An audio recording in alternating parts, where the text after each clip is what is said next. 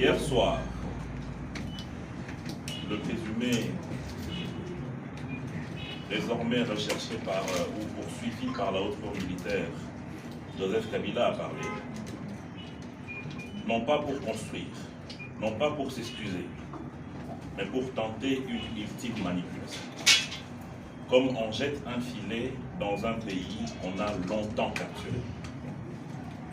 Il est revenu le visage grave, la voix lente mais le cœur rempli de duplicité. Il nous a présenté ce qu'il appelle un pacte citoyen, en 12 points. Mais ne nous y trompons pas, ce n'est pas un pacte, c'est un piège. Ce n'est pas un programme, c'est de l'offensive politique, déguisée après son échec. Le plan principal, c'était la déstabilisation violente de notre pays par le M23 et l'Alliance Fleuve Congo. Et avec en pont le Rwanda et leur relais interne, avec Corneille Nangaa en tête de file. Je voulais vous parler un tout petit peu par rapport à cela de l'héritage dont a bénéficié le président de la République, Félix Tshisekedi. Car Joseph Kabila, dans son allocution, a voulu effacer l'histoire. Mais nous, peuple, on a la mémoire. Ce que l'ancien président n'a pas dit, c'est que les larmes de la partie est de notre pays ont coulé sous son règne. Non pas comme un accident, mais comme le fruit d'un calcul politique froid et cynique. Parce que nous nous posons des questions. Qui a intégré Bosco Ntaganda dans notre armée comme général, mais qui ensuite a revendiqué la nationalité rwandaise à la CPI? Qui a fait de Laurent Nkunda général de notre armée après qu'il ait participé à la guerre de 6 jours aux côtés des forces rwandaises, cette guerre qui a endeuillé nos compatriotes de Kisangani? Qui a permis à Sultani Makenga de redevenir en force militaire grâce à un accord de paix fictif? Qui a permis des atterrissages nocturnes à Rutshuru, Bunagana, pour ravitailler les terroristes en armes, munitions, hommes et en stratégie? On se souviendra très bien que sous la présidence de Joseph Kabila, le territoire congolais avait été fragmenté en zones d'influence mafieuse, dans l'Est surtout. Des officiers étrangers opéraient au cœur même de notre armée grâce à des mixages, brassages et mélanges alambiqués afin de placer le champ rançon dans le fruit. Et grâce à cette alchimie, l'Est du Congo est devenu un désert diplomatique et un abattoir silencieux. Et aujourd'hui, il ose se présenter en sauveur. C'est de l'impudence absolue. Car la stratégie montée était en 3 phases. Première phase, déstabilisation de l'armée. Grâce à des mixages et à des brassages, notre armée a longtemps été affaiblie, avec des militaires à solde faible et aucune loi de programmation militaire. Et dans l'entretemps, le M23 a été renforcé en hommes, logistique et financement. Les relais, les anciens réseaux du pouvoir qui aujourd'hui veulent redevenir les sauveurs de la RDC. L'objectif était simple, prendre Goma, Bukavu, ensuite Kisangani et le Haut-Katanga. S'aimer le chaos et forcer l'État à s'agenouiller. Comme ça n'a pas marché, il fallait la phase 2. Mener une guerre psychologique. Attaque médiatique. Désinformation. Démoralisation des troupes. Faire croire en l'échec de l'État. Amplifier les défaites de notre armée. Saper la confiance populaire. Attiser le séparatisme et le tribalisme. En instigant que certaines tribus ou certaines ethnies de notre pays étaient stigmatisées sur le pouvoir de Félix Tshisekedi. Et enfin, comme tout cela n'a pas marché, la récupération politique. C'est ce qui s'est passé hier. Après l'échec militaire, bien sûr, grâce à la résilience des FARDC et à la diplomatie agissante de Félix Tshisekedi. Joseph Kabila revient en sage. Il appelle au dialogue, il appelle au pardon, il appelle à un pacte citoyen.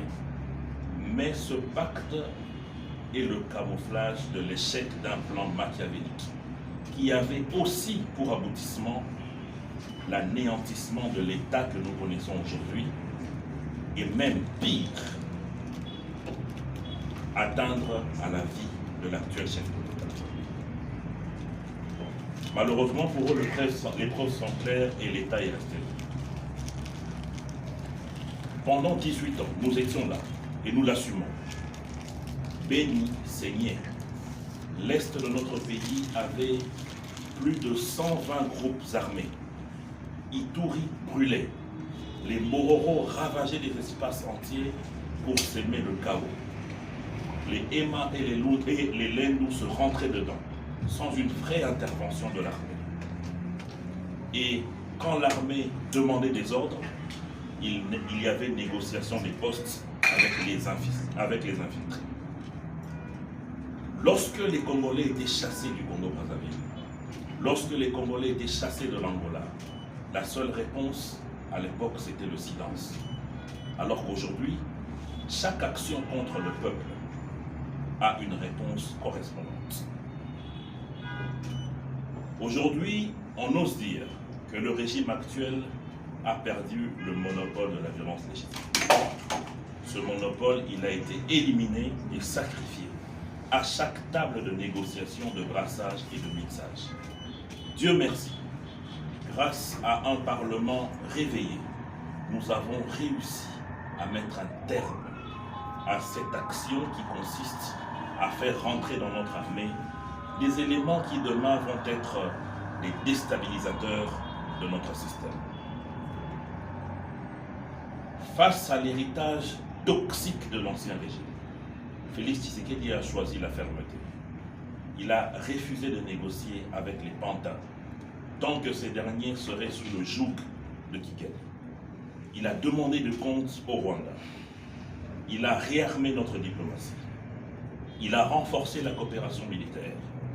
Il a donné de la valeur à nos militaires via une loi de programmation, mais aussi une augmentation de leur solde. Il a débuté des équipements modernes pour notre armée.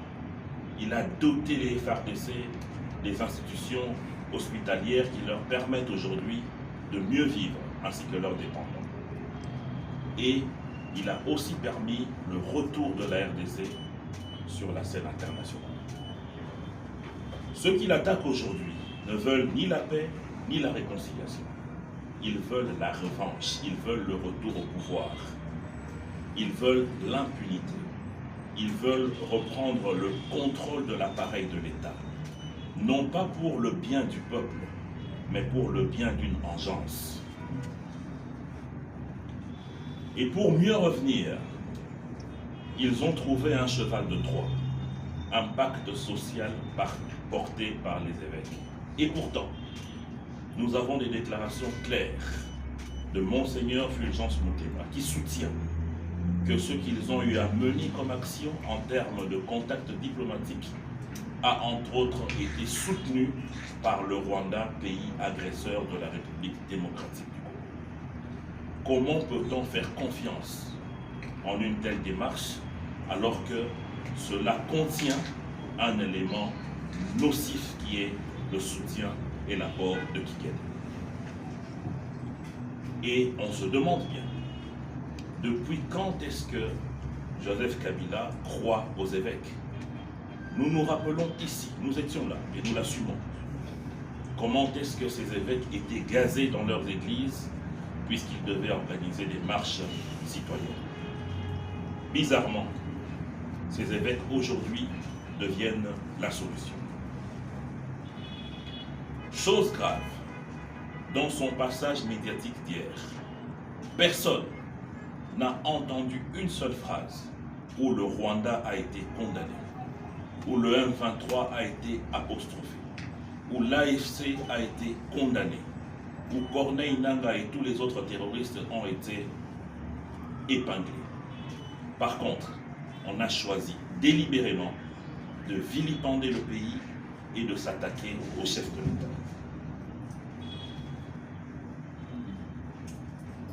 Il crache ainsi sur le gouvernement d'un pays et l'intention est très claire.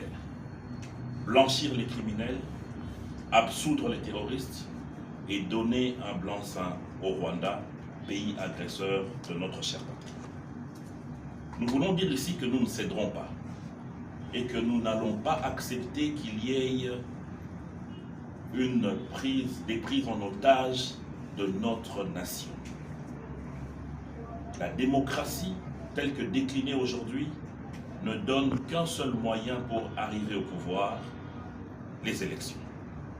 Il n'est donc plus acceptable aujourd'hui que les conciliabules, que des méthodes qui apportent la mort puissent être aujourd'hui utilisées pour que des personnalités qui pensent que la République démocratique du Congo leur appartient puissent revenir aux affaires.